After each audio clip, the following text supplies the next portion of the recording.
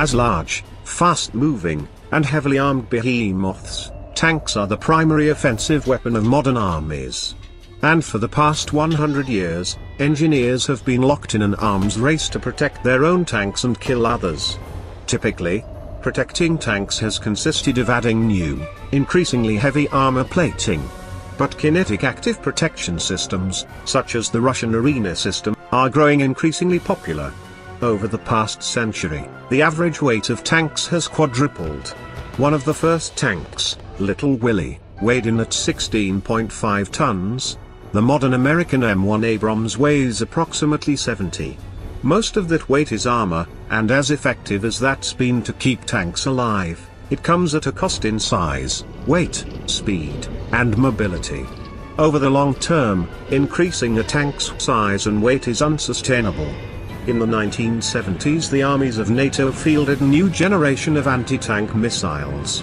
The Soviet Union, to protect its investment in a numerically superior tank force, began researching countermeasures.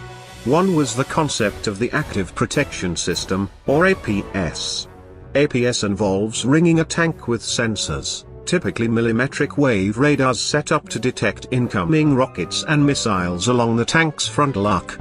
Once an incoming anti-tank round is close enough, the APS launches an interceptor rocket to take out the incoming rocket or missile.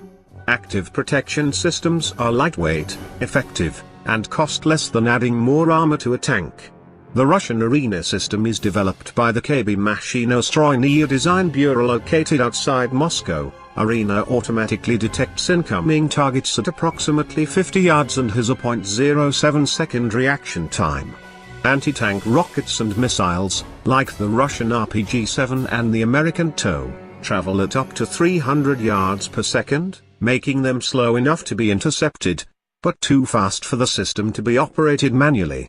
Arena-equipped tanks are equipped with between 22 and 26 interceptor rockets. Interception takes place approximately 10 feet away from the tank. Other nations are catching on to the APS concept. Israel's trophy system protects Israeli tanks from rockets and missiles in terrorist hands. South Korea is equipping its K2 Black Panther tank with a domestic version, and a shift back to big power warfare, particularly versus the Russians, has the US Army testing APS with Abrams tanks and Bradley infantry fighting vehicles.